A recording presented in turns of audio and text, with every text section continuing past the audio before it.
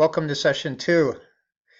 Okay, I want to give you a brief overview of the 5 papers that you're going to be writing over the semester so you can understand what your learning goals are with these assignments, what it is you're out to accomplish, and what kind of skills we're out to convey to you as you do this writing.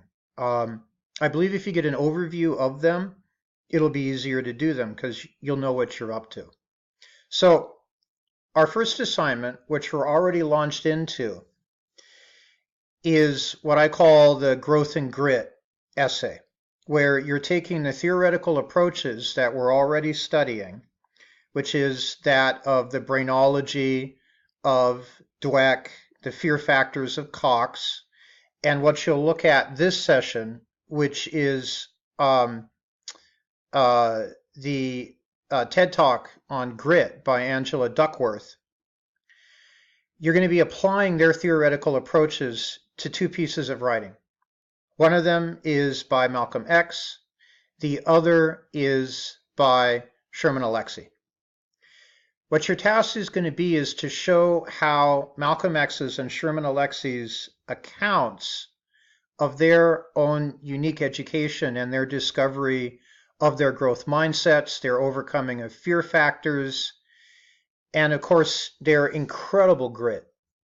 Malcolm X educated himself on his own in prison with a dictionary and ended up being one of the most eloquent spokesmen of the Black civil rights movement of the 1960s.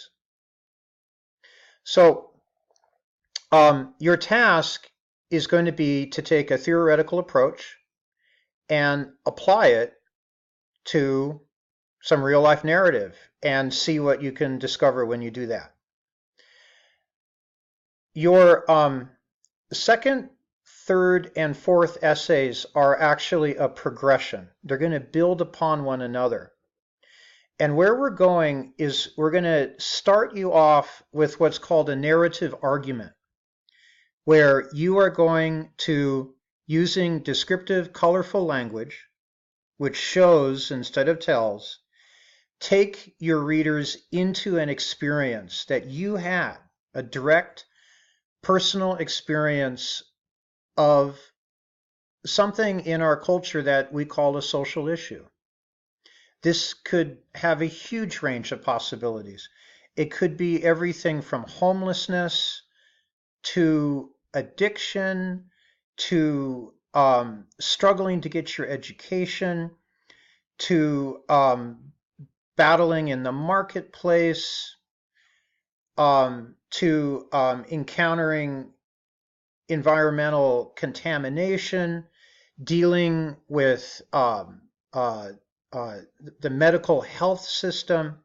So many possibilities. There are so many ways that our lived experience overlaps with what we call a social issue.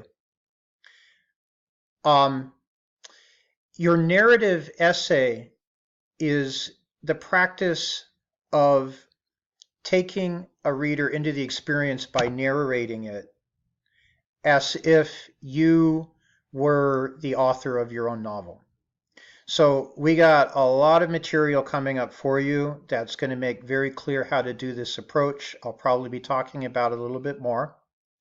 But narrative argument is one of the classic ways of persuading your reader of the validity of your viewpoint. So let's say that your argument is that discrimination is still a force in our culture, and that it's encountered on a daily basis, or that you had a very strong encounter with it that taught you something about it. One of the most effective ways to argue that is to actually show it, to take the reader into the experience. So that's your first essay. Your first essay is a narrative argument. Now, we're going to build on that, and your next essay is going to be an evaluation argument, where you're going to be taking that same social issue that you looked at with your narrative argument And you're going to step back and you're going to take a more objective view and you're going to start doing research and you're going to offer a critique of that social issue. In other words, let's say that we're talking about the justice and the prison system in the United States. Maybe you or your family have had direct experience of that you can write about, and you did that for your narrative argument. For your evaluation argument, you are moving back from writing from your I, your first person narrative that we use of autobiography, and you're going into writing more objectively in a third person sort of way, like you read in newspapers every day. So with an evaluation, we're taking a look at the social issue and we're saying that, let us say, the prison system is not functioning properly because of reasons A, B, and C. Okay? So it's an evaluation. You're not yet at the stage of arguing a thesis at that point. And that's actually where we're going to go with the next essay in the series, which is what we call the proposal argument. Now, with the proposal argument, you are going to reach the point of actually arguing for a thesis, for actually stating that beyond the evaluation that, yes, there's an issue here, and this is what we need to do about it.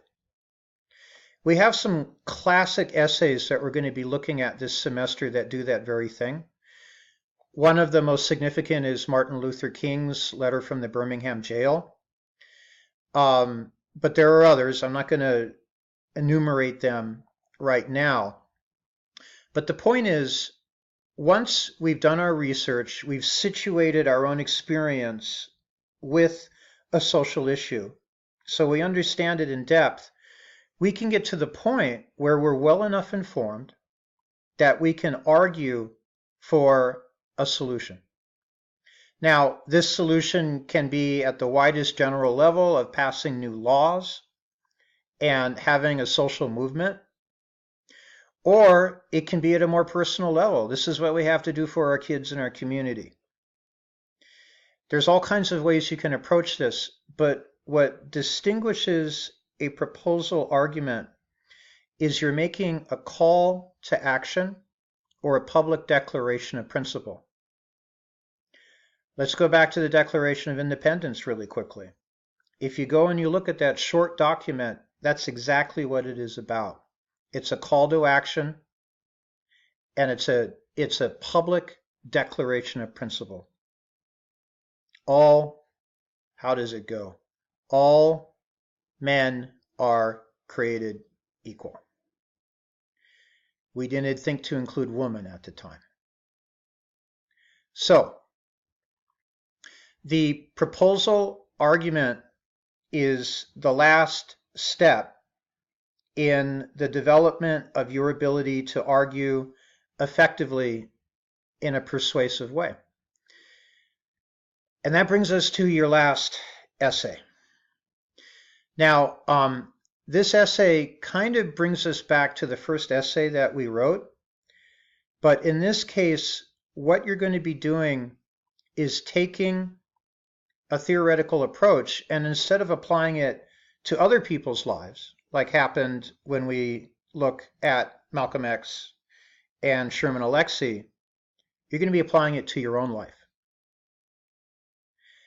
We're returning to autobiography, in other words, but we're also approaching the autobiography through a theoretical lens. Now, there's a lot to unfold with that. And basically, I'm just going to say now that that final autobiographical work is a great favorite of many students. It's an opportunity to look into your own experience in a unique way, in a way that you may have never done in your life before. And so it tends to be a really nice capping stone for our work together over the semester. Okay, that's it. Those are the 5 essays that you're going to be writing over the semester. If you have any questions, don't hesitate to drop me a line. And I think we're oriented now. Okay.